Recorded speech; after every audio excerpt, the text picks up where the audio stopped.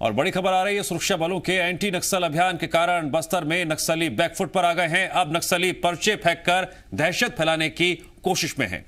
दंतेवाड़ा में कटे कल्याण area committee ने पर्चे फेंककर गांव-गांव में भूमकाल दिवस मनाने की बात कही। इसके साथ ही नक्सलियों ने अपने पर्चे में सरेंडर करने वालों समेत 100 मुखबिरों की हत्या करने की धमकी भी दी है। नक्सलियों ने सुरक्षा बलों को चुनौती देते हुए रानी बोदली और मुर्कीनार जैसे बड़े हमले का भी जिक्र किया। पुलिस ने नक्सलियों के पर्चे को बौखलाहट बताया है। हालांकि पर्चे मिलने के बाद सुरक्षा बलों ने अपनी अपनी टीमों को अलर्ट पर रहने के निर्देश दे दिए हैं। तो एक तरफ एंटी नक्सल अभियान लगातार जारी है और नक्सली पर्चे फेंककर अब दहशत फैलाने की कोशिश में हैं।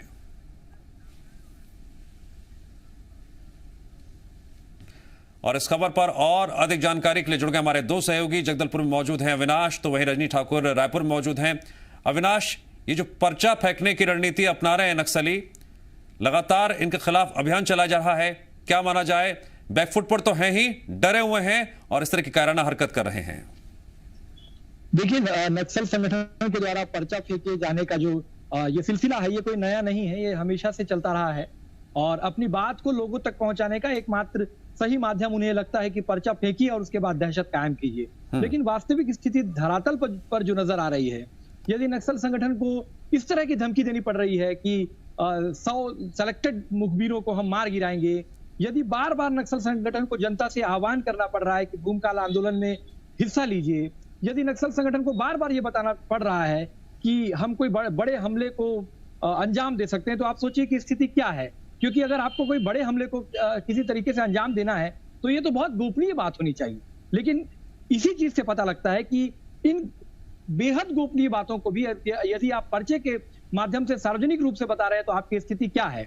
आज जब अंदरूनी इलाकों में एक साल के भीतर 12-15 से अधिक नक्सल पुलिस के कैंप सुरक्षा बलों ने नक्सल इलाकों में खोल लिए हैं और उन इलाकों में जाकर के अब जब पुलिस की चहल पहल बढ़ी है, लोगों के अंदर सुरक्षा की भावना जो है वो आ रही है, अंदरूनी इलाकों में ग्रामीण अपने अपने क्षेत्र में सुरक्षा बलों के कैंप्स की मांग कर रहे हैं।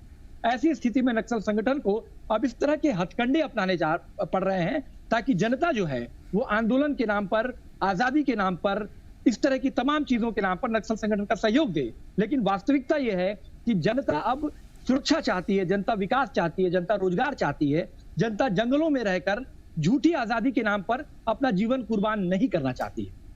ठीक है, अविनाश ने हमें ग्राउंड रिपोर्ट दी और अब इसके और मायने समझ लेते हैं हम रजनी ठाकुर से। रजनी, एक तरफ सरकार की सिस्टम की नीति है लोगों तक सुरक्षा मुहैया कराना, विकास के तहत लगातार योजनाओं को जनता तक पहुंचाना, दूसरी तरफ नक्सली नए नए हथकंडे अपना रहे हैं। अभी हाल ही में 2 नक्सली मारे भी गए थे, कई नक्सलियों की गिरफ्तारी हुई थी, कई नक्सलियों ने सरेंडर भी कर दिया था।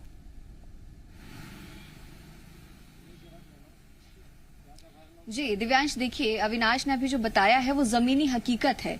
अगर वाकई में नक्सलियों को बार बार अपनी बात रखनी पड़ रही है, पर्चा फेंकने की जरूरत पड़ रही है, तो इससे ये समझ में आता है कि कहीं ना कहीं जो संगठन की गतिविधियां हैं वो कमजोर हुई हैं और नक्सली जो है इस वक्त कमजोर हुए हैं। लेकिन उसका एक दूसरा पहलू भी है। आप अगर गौर करेंगे तो बीते 5 महीने से ज्यादा का वक्त हो चुका है और दंतेवाड़ा में लोन वर्राटू अभियान चलाया जा रहा है।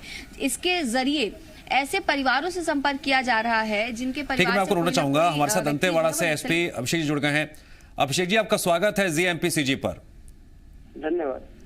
अभिषेक जी, ये जो पर्चा सामने आया है, किस तरह से नक्सली पर्चा फेंककर दहशत फैलाने की कोशिश कर रहे हैं, इसे इनकी बौखलाहट के तौर पर देखा जाए? नक्सलियों ने पर्चे में माना है कि 100 से ज्यादा नक्सलियों ने आत्मसमर्पण किया है। उन्होंने खुद माना है कि 10 से बड़े नेता उनके गद्दार बन गए, उनकी भाषा में।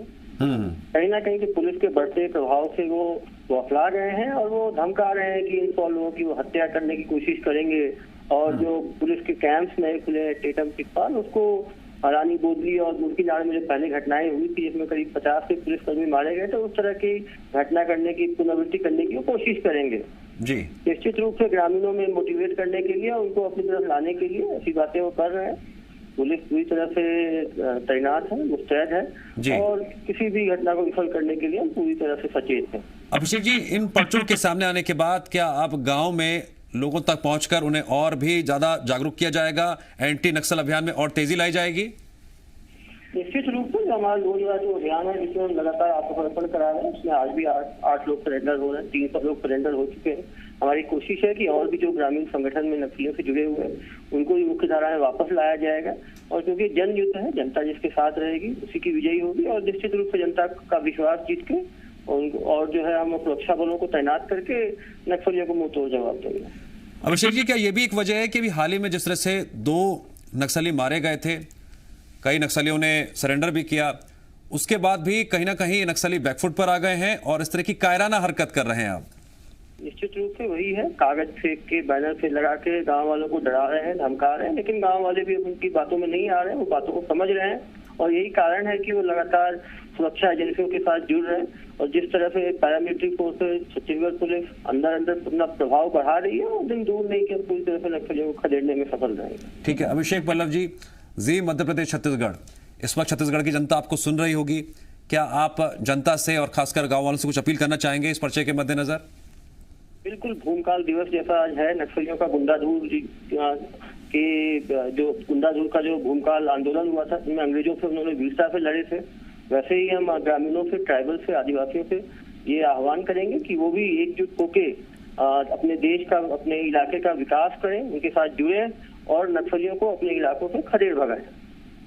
ठीक है अभिषेक पल्लव जी, बातचीत करने के लिए आपका शुक्रिया। और अब रुक करते हैं रजनी का।